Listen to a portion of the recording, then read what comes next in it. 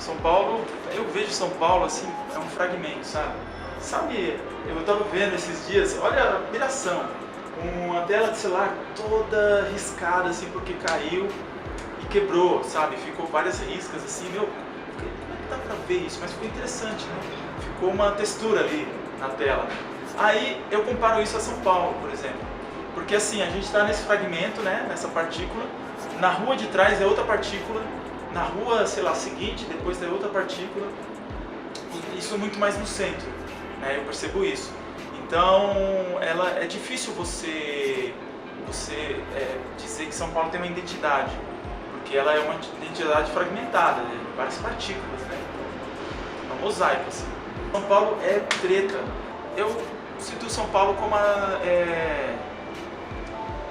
eu não tenho uma palavra assim, mas eu tenho um contexto, né? É o lugar onde você se perde, qualquer pessoa se perde. É um labirinto, esse labirinto onde você se perde. Você entra em São Paulo, você entra num labirinto. Você está perdido. Eu acho que é isso, é um grande labirinto. É um labirinto colaborativo.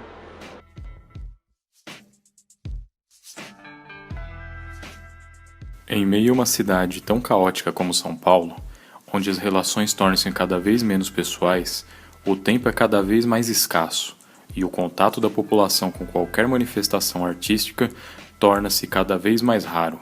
Qualquer grafite ou pichação surge como fonte de reflexão em meio ao cinza e à padronização territorial instaurada na cidade. Considerado uma das maiores galerias de grafite a céu aberto do mundo, o Beco do Batman teve sua origem nos anos 1980, quando um desenho do personagem Batman foi encontrado em uma das paredes das ruas que deram origem ao beco, chamando a atenção de artistas plásticos que começaram a se apropriar do local. O beco hoje é um ponto obrigatório para os amantes de artes urbanas, e, como suas paredes são renovadas constantemente, a cada visita há novidades nas paredes disputadíssimas pelos grafiteiros de todas as regiões. A arte urbana é uma forma de expressão e de apropriação territorial de um espaço. As manifestações artísticas dela derivadas interagem com os habitantes e transeuntes de onde elas estão instaladas. A arte urbana representa a fusão da vida com a arte. Espaços públicos são aqueles de uso comum e posse coletiva que pertencem ao poder público ou são cedidos ao uso da população. Atualmente, um dos principais obstáculos para a convivência em harmonia no espaço público é a divergência do que ele representa para cada pessoa. O espaço público tem que ser um espaço aberto, acho que é isso. A rua é pública, tipo, esse poste é público e não é da mulher da loja, tipo, que tem na frente, sabe? Então ela não pode falar nada. Não, a rua não é de todo mundo. Existe um limite entre arte e cultura e invasão de privacidade. Eu acho que não dá, a gente tem que ser bem coerente, né? Não dá pra todo momento ela ser pra tudo e pra todos. Podemos perceber como o território urbano é espaço de disputa. No caso, a disputa ocorre entre as pessoas que visitam um local, utilizam para gravações, sessões de fotos, entre outras coisas, e os moradores da região, que sentem-se privados de sua liberdade e inseguros. O Estado, que atua, ou deveria atuar, como mediador dessas disputas, tem interesse em manter o público da região devido aos interesses comerciais causados pela movimentação local e, por vezes, acaba ignorando aos apelos dos moradores.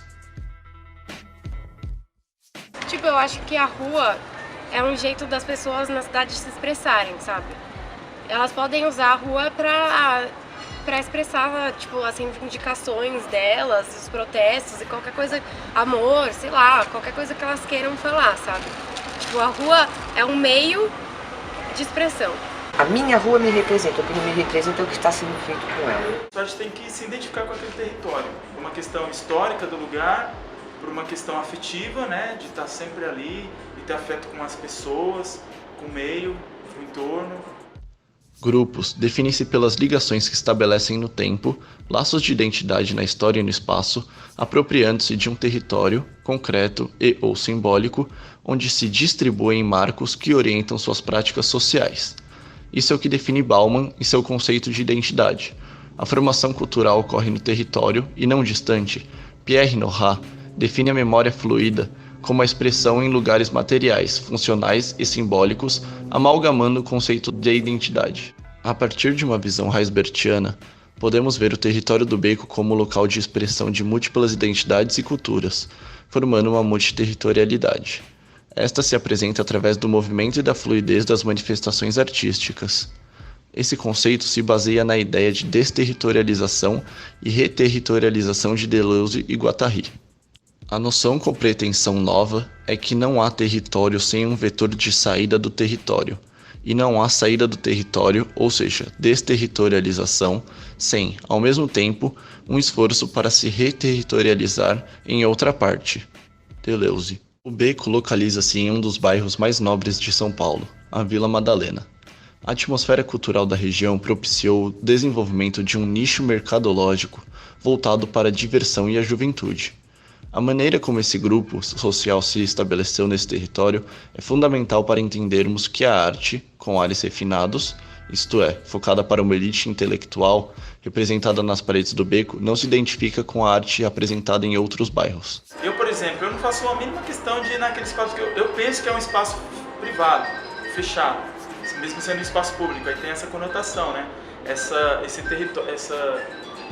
Esse espaço, esse território espacial, assim, né? Tipo, essa coisa é aberto, mas ao mesmo tempo fechado, por causa da dinâmica ali, né? Do contexto e tal. Em contraponto à região da Vila Madalena, na região central e nas periferias de São Paulo, o grafite e as outras manifestações artísticas em forma de pintura são condenados pelo governo. Podemos exemplificar isso com um recente caso no qual a Prefeitura de São Paulo cobriu com tinta cinza as pinturas das colunas abaixo do Minhocão. A Subprefeitura da Sé alegou que as obras estavam danificadas por pichações e lambilambes. Isso ocorre pois a arte realizada nas outras regiões são expressões artísticas, principalmente a pichação, ligadas às populações de baixa renda. Com as políticas socio-higienizantes crescentes nas últimas décadas, que visam esconder a existência do pobre, situações como a citada no exemplo ocorrem frequentemente. O centro da cidade é um lugar que não foi feito para pessoas da periferia morar, entendeu?